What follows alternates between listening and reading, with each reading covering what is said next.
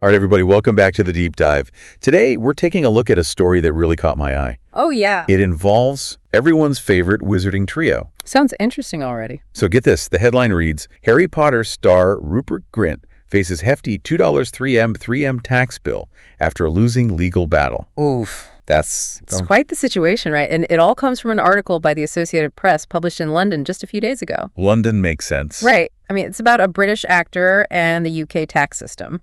But that's just scratching the surface. Right. We're going deeper than that, beyond the headlines, to uncover what really led to this tax dispute. That's what we do. Exactly. We need to understand the why, the how, and the potential consequences of this case, not just for Rupert Grint, but for other actors and high-income earners. Absolutely. So today, we're diving into the fascinating world of entertainment finance and the sometimes tricky world of taxes. Sounds like a plan. Get ready, folks, because this deep dive might just leave you questioning everything you thought you knew about money, fame, and the magic of taxes. Well, maybe not everything. Maybe not everything, but close. So let's get down to the nitty-gritty. Yes. This case really boils down to how income is classified, especially for those in the entertainment industry. Right? Rupert Grint, who we all know and love as Ron Weasley, Obviously. he was ordered by a UK court to pay back a pretty hefty sum in taxes, about 1.8 million pounds, Wow. which translates to roughly 2.3 million US dollars. Whoa. Okay. That's not small change, even for a successful actor. Seriously. I'm a little confused, though. How did this even happen? It's not like he just, forgot to pay his taxes or something. No, it's more complicated than that. Okay, so the article mentions something about residuals from the Harry Potter films being at the heart of the issue. Yes, you're right. Can you break that down for us? Because, to be honest, I'm not entirely sure what residuals are. Like, I know they have something to do with actors getting paid. Right. But the specifics are a bit fuzzy for me. So residuals are basically these ongoing payments that actors, writers, directors, and other creatives involved in a film or TV project continue to receive even after the project is finished. Oh, I see. They get them from things like DVD sales, TV syndications, and of course nowadays streaming services. So every time someone watches Harry Potter on HBO Max, Rupert Grint gets a little cut. Essentially, yeah. That's pretty cool, actually. It is. It's a way for them to continue benefiting from the long-term success of a project. Oh, that makes a lot of sense. So in this case, we're talking about 4.5 million pounds in residuals that Grint earned between 2009 and 2010 from the Harry Potter films. Okay, got it. So what's the problem then? Why is the UK tax agency coming after him for these residuals? Well, that's where the real issue lies. Okay. The heart of this dispute is all about how Grint classified these residuals on his tax returns. So like putting them in the wrong category or something. Exactly. He categorized them as a capital asset, which would typically be taxed at a lower rate. Okay. Think of it like selling a vintage comic book that you've held onto for years. Oh, okay, that makes sense. You profit from the sale, but it's considered a gain from an asset you owned. Right. The UK tax agency, however, disagreed with this classification. They argued that those residuals should be categorized as income, which is taxed at a significantly higher rate. Interesting. So is it like the difference between owning a store versus working a job? Sort of, yeah, it's a good analogy. Okay.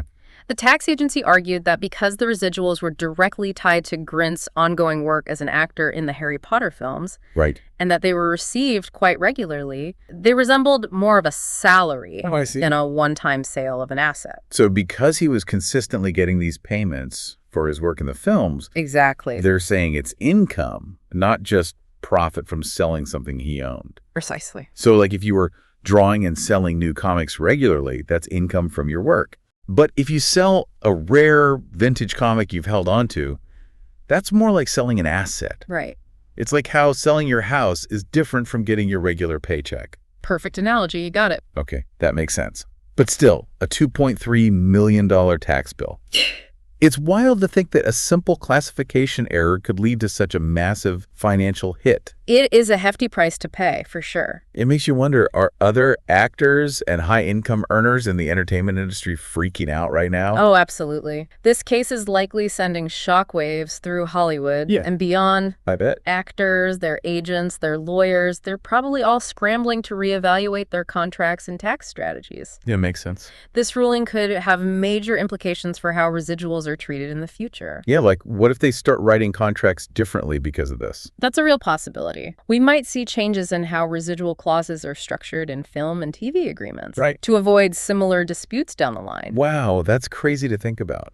So this isn't just about Rupert Grint's taxes. No, not at all. It's about a much bigger question, right? Exactly. It's about how we define income in a world where creative work can generate continuous revenue streams. Yeah, it's like, is it ongoing work or is it like reaping the benefits of your past work? Precisely. And that's a question with implications far beyond Hollywood. So like, what about musicians and royalties from their songs? Excellent point. Or authors and book sales? Yes. This case raises questions for anyone who makes money from creative works. This case really gets you thinking. It does. It really highlights the importance of understanding how income is classified and the nuances of tax law. Especially for those in creative fields. Absolutely. And it makes you wonder about the future, right? Totally, yeah. I mean, this whole case revolves around income earned over a decade ago, before the streaming boom really took off. True. Streaming has changed everything. Right.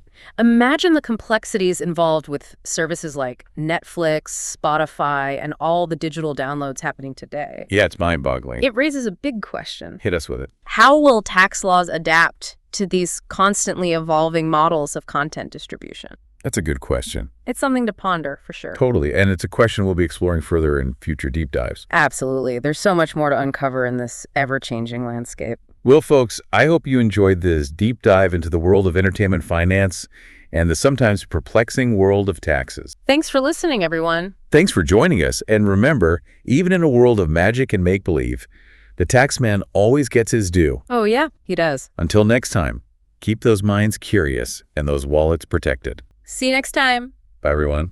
Bye.